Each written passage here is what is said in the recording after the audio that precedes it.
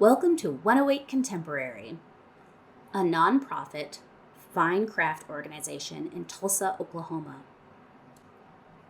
We're walking through the Surface Design Association members exhibition titled Safekeeping, juried by Osage artist Anita Fields. According to Anita Fields, surface design is any design, texture, or application of materials and techniques on forms and surfaces to make an artistic expression.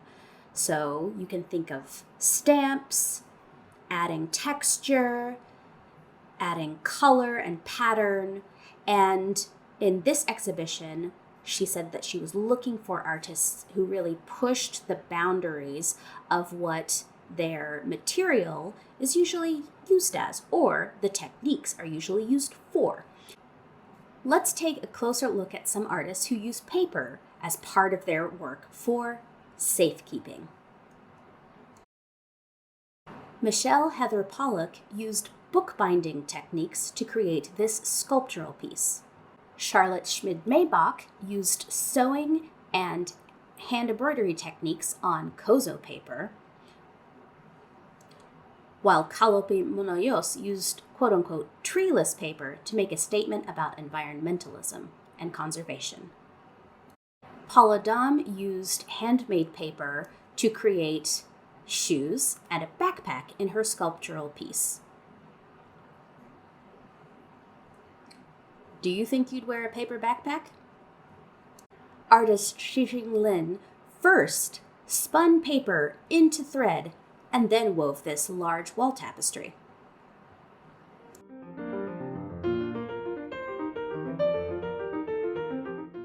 We're going to take some inspiration from these incredible artists and make paper of our own.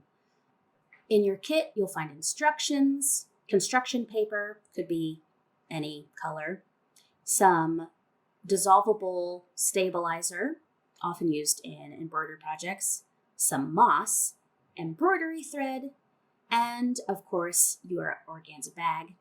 And the instructions, I should mention, have both by hand instructions and the blender shortcut on the back. Let's look at what else you'll need.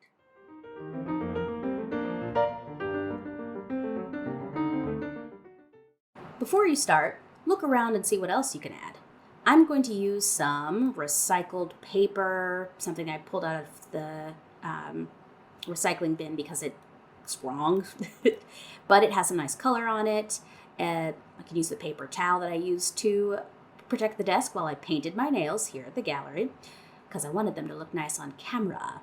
I also have the dried out petals and leaves from a bouquet that somebody left, but you could also add things like junk mail, fabric scraps, grass, leaves, pet hair. World is your oyster.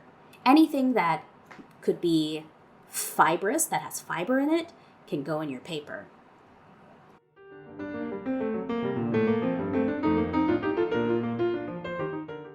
If you're making paper without a blender, the process is fairly straightforward. You're going to need, of course, your organza bag, also some hot water in a bowl, as hot as you can stand to put your fingers in, and some sort of tray, or you could also use a cookie drying sheet. And then, of course, you'll need your materials to make your paper pulp, which are, I'm going to use the construction paper, the stabilizer, and I think I'm going to use the moss and some embroidery floss. And I'm going to experiment if cutting my paper instead of tearing it makes a difference. And of course, I'll cut all of my other materials up. Let's speed this up and enjoy some background music while I spend so much time tearing and cutting up the materials for my paper pulp.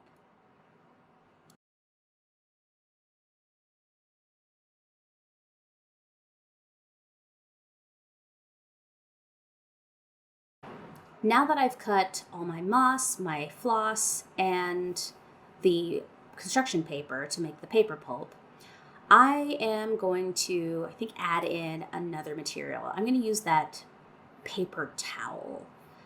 that I showed you all earlier. Now, ordinarily, you'd want to let your paper soak for perhaps an hour or two, but since we are experimenting here, I'm going to speed this process up. And I'm not going to make you watch me tear this paper towel up, so let's just cut.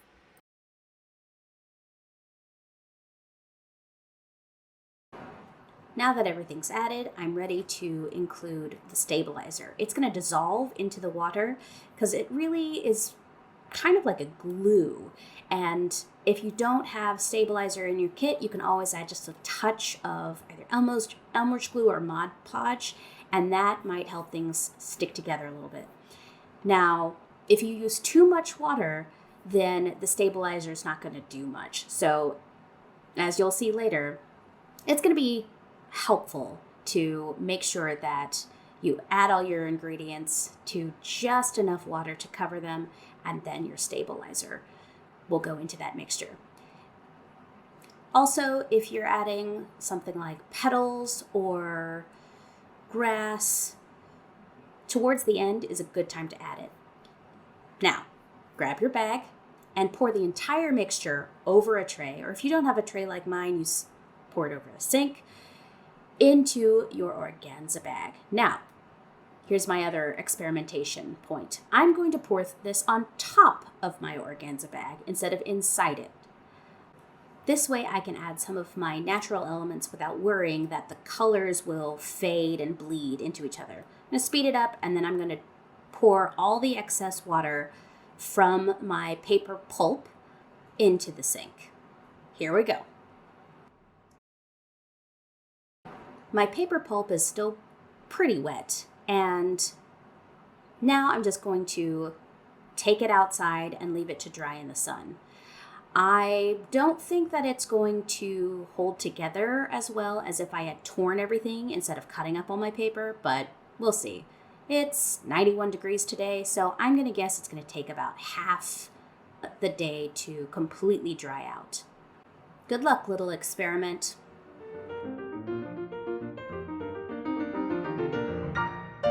If you're into shortcuts, have I got a method for you. Using the blender method is way faster. It also produces smoother, more even paper. I'm using just kind of a cheap smoothie blender, and of course I'm going to grab my paper materials. I've already shredded my construction paper into kind of larger chunks. You can do smaller. That depends on your blender, and if you're not the adult, ask the adult. I've also already cut all of my embroidery floss into tiny pieces because the last thing that I want to do is ruin my blender by getting everything stuck. If I have too long pieces, it's just going to wrap around those blades. And I don't want to have to deal with that. No, thank you. And last but not least, I'm going to add in my moss.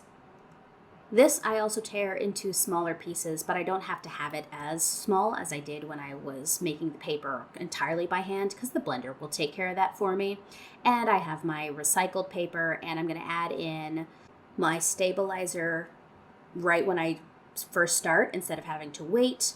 And I'm going to wait to add the petals in until the very end because I don't really want them to be entirely blended. I want them still look like, ignore that. I'm a professional. And until the very end, let's get started on blending our paper. This method goes so quickly that I didn't even make any title cards. Just adding in elements little by little and adding more water as needed. I'm using a takeout knife to push papers down, never use your fingers. And then making sure that my paper pulp is liquid but thick, like a smoothie. Then I'm going to add in my stabilizer, and the last thing that I do is mix in my petals by hand. Now I'm going to pour it into my organza bag, over the tray of course, and squeeze out as much water as I can while I press it into the corners. Time jump. Adding the petals at the end was definitely the right choice. They look gorgeous, and they smell pretty nice too. I'm going to keep an eye on the organza bag to make sure that it is not drying onto the paper itself, and I'm going to actually flip it halfway through the drying process and then lift the other side of the organza bag off. I also have some extra because it made a lot of paper pulp. And here I'm just shaping it into 2 donuts just to see if it works as kind of a paper mache. I also added a top layer of Mod Podge just because the little donuts were a little dry. They weren't holding together all that well, and I was nervous about them just drying up and falling apart. I'm placing one on a leaf just to see if that keeps it from sticking to... Oh, it's already falling apart. This experiment, will it work? To keep it from sticking to the tray itself. But if you don't have Mod Podge, a 1-to-1 mixture of like Elmer's school glue and water will give the same effect. Now it's time for me to quit messing with this and take it out to dry in the sun.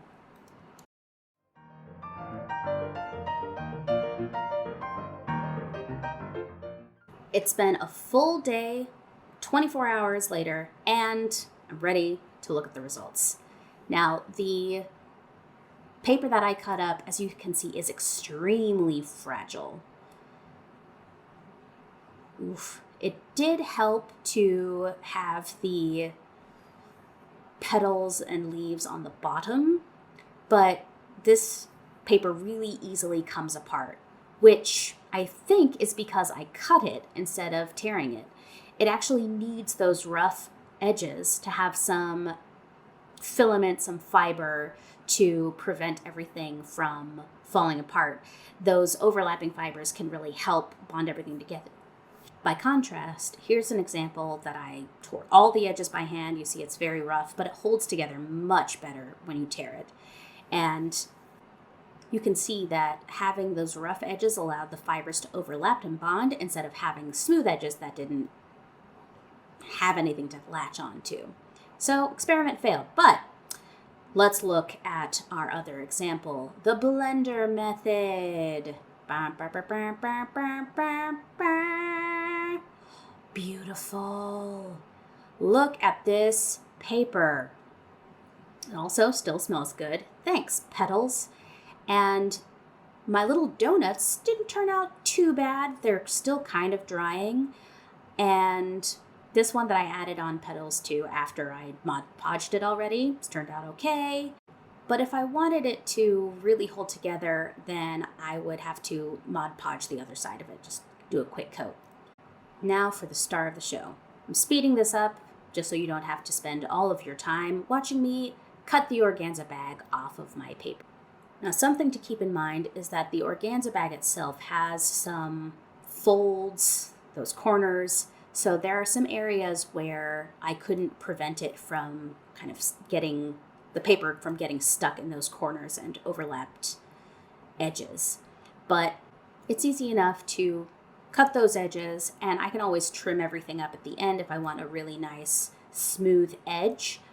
Or I could cut out a smaller portion to use as perhaps the decoration for a journal cover or a card. Or I could use it as the backing or the matting for something that I frame. So if I have kind of a flat souvenir that I want to contrast with an interesting matting in a picture frame, then I can use that.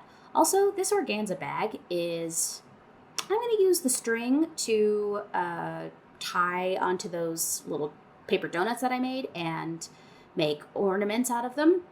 Also, the bag picked up some of the color from the petals and the construction paper, and so I might use that for some sort of craft later.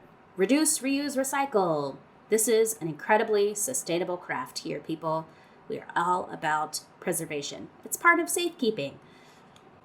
I'm using a simple hitch knot to attach my string from the organza bag onto this paper donut gently because, like I said, it's not quite dry, it needs a little bit more time.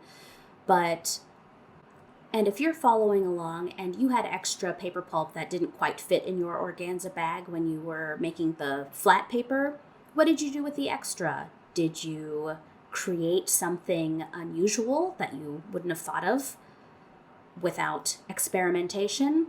let us know by tagging at 108 Contemporary on social media. You all, I think this is absolutely gorgeous handmade paper. While I really enjoyed using the handmade method just for experimentation, I really like the even and thick feeling to this final product. Ah, so nice. How did it go for you? Let us know.